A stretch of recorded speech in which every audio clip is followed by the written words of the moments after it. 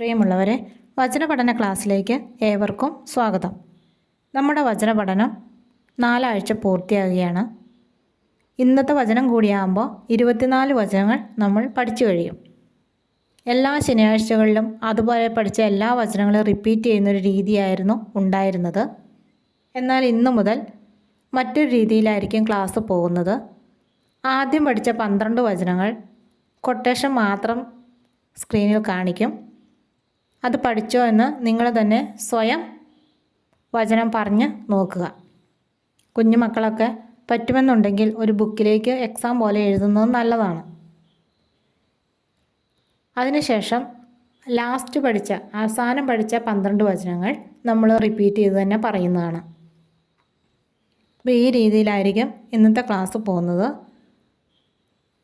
പ്രിയമുള്ളവരെ, നമ്മുടെ ജീവിതത്തിൽ എന്തൊക്കെ തന്നെ നശിച്ചു പോയാലും നമ്മുടെ ഹൃദയത്തിൽ നമ്മൾ ജീവനുള്ളിടത്തോളം കാലം നമ്മുടെ ഹൃദയത്തിൽ സൂക്ഷിച്ചു വെച്ചിരിക്കുന്ന ഈ വചനങ്ങൾ നമുക്കൊരു നിധി തന്നെയാണ്. അപ്പോൾ നമുക്ക് ഇന്നത്തെ വചനത്തിലേക്ക് കടക്കാം.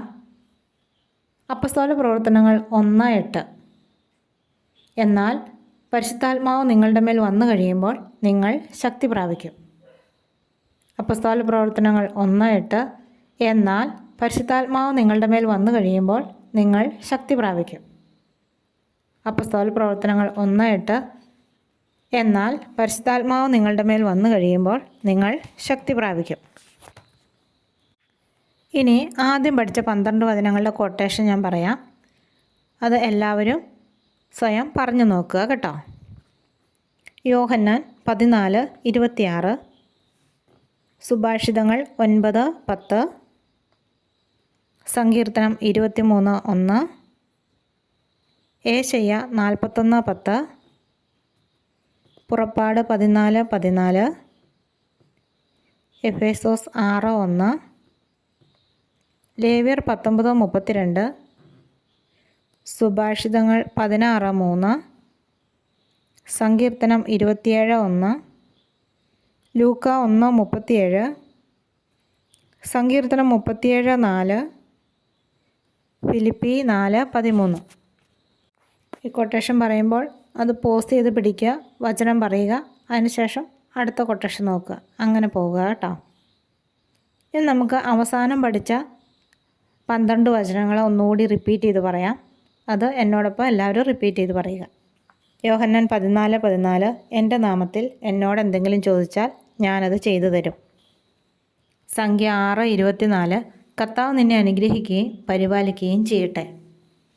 സങ്കീർത്തനം 46:10, ശാന്തമാകുക, ഞാൻ ദൈവമാണെന്നറിയുക. ലൂക്ക 2:52, യേശു ജ്ഞാനത്തിലും പ്രായത്തിലും ദൈവത്തിൻ്റെയും മനുഷ്യരുടെയും പ്രീതിയിലും വളർന്നു വന്നു. 2 തിമോത്തിയോസ് 2:3, യേശു ക്രിസ്തുവിൻ്റെ നല്ല പടയാളിയെപ്പോലെ കഷ്ടപ്പാടുകൾ സഹിക്കുക. സങ്കീർത്തനം 55:22, നിൻ്റെ ഭാരം കർത്താവിനെ ഏൽപ്പിക്കുക, അവിടുന്ന് നിന്നെ താങ്ങിക്കൊള്ളും. ഏശയ്യ 54:13, കർത്താവ് നിൻ്റെ പുത്രരെ പഠിപ്പിക്കും, അവർ ശ്രേയസ്സാർജിക്കും. യോഹന്നാൻ 14:1, നിങ്ങളുടെ ഹൃദയം അസ്വസ്ഥമാകേണ്ട, ദൈവത്തിൽ വിശ്വസിക്കുവിൻ, എന്നിലും വിശ്വസിക്കുവിൻ. എബ്രായർ 4:12, ദൈവത്തിൻ്റെ വചനം സജീവവും ഊർജ്ജസ്വലവുമാണ്.